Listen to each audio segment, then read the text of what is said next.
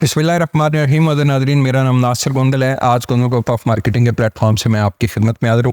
हम लोग जी social media के ऊपर रियल एस्टेट के हवाले से वीडियोस बनाते हैं। मेरी कोशिश पूरी होती है कि मैं ना तो सियासी बात करूँ, क्योंकि मेरे जो जितने भी क्लाइंट्स हैं, इन्वेस्टर्स हैं, या रियल एस्टेट के साथ वाबस्ता जितने भी अफराद हैं, लोग हैं, लाखों की तादाद में, करोड़ों की तादाद में।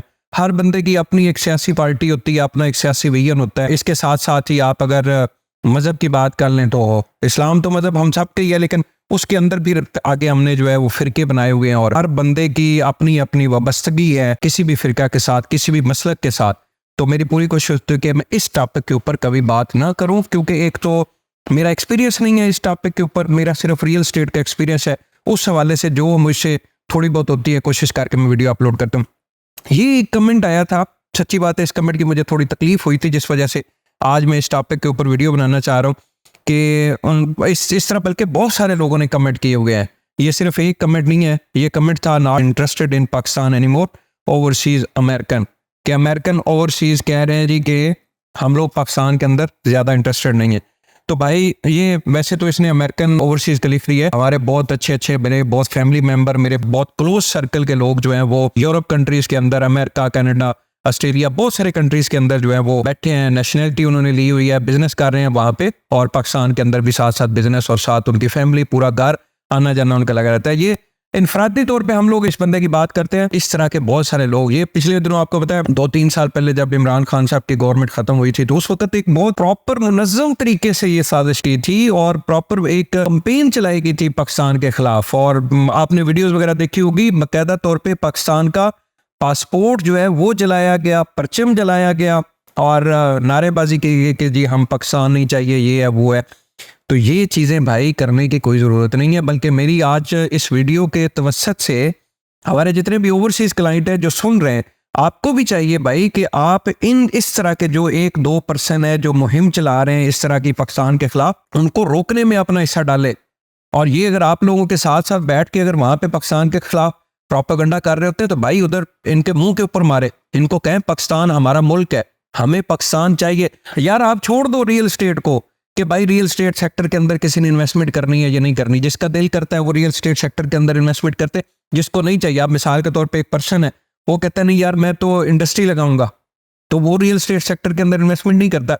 एक बंदा गोल्ड का कारोबार करता है, उसको वहाँ अच्छा प्रॉफिट आ रहा है, उसको जरूरत क्या है रियल एस्टेट में इन्वेस्टमेंट करने की। इसी तरह पाकिस्तान के अंदर और भी बहुत सारे शोबे हैं जिनके अंदर इन्वेस्टमेंट हो रही है। और आप यकीन करें, मैं इस बार चाइना गया हूँ, वहां से मैंने देखा कि पाकिस्तान के कितने लोग हैं, कितने बिजनेसमैन लोग हैं वहां पे पहुंचे हुए हैं, वहां से सामान मंगाते हैं, चीजें करते हैं, बिजनेस कर रहे हैं। पाकिस्तान के अंदर बहुत सारे बिजनेस हो रहे हैं। बात उस साइड पे निकल रही है। बेसिक मेरी आज बात करने का मकसद सिर्फ ये है कि इन अनासर की हौसला शिकनी करें कि ये जो पाकिस्तान के खिलाफ बात करते हैं, पाकिस्तान का पासपोर्ट जलाते हैं।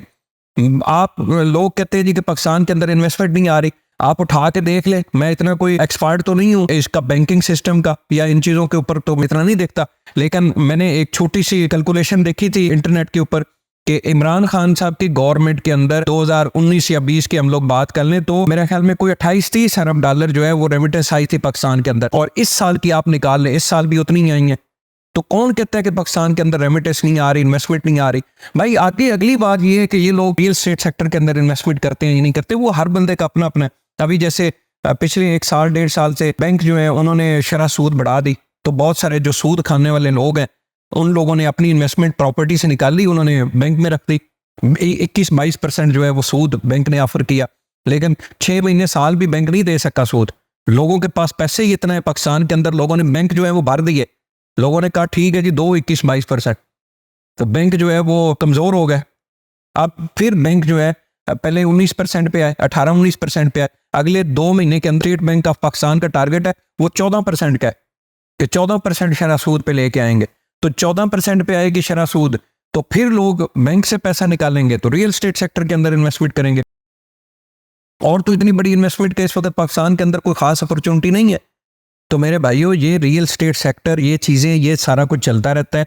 जिस बंदे ने प्रॉपर्टी खरीदनी है, एक मिसाल के तौर पे बंदा है, उसने अपने बच्चों के लिए घर बनाना है इस्लामाबाद, रावलपिंडी या बाकी पाकिस्तान के शहरों के अंदर, तो भाई उसने प्रॉपर्टी खरीदनी है। प्रॉपर्टी महंगी होगी तब भी उसने खरीदनी है, सस्ती है तब भी उसने खरीदनी है।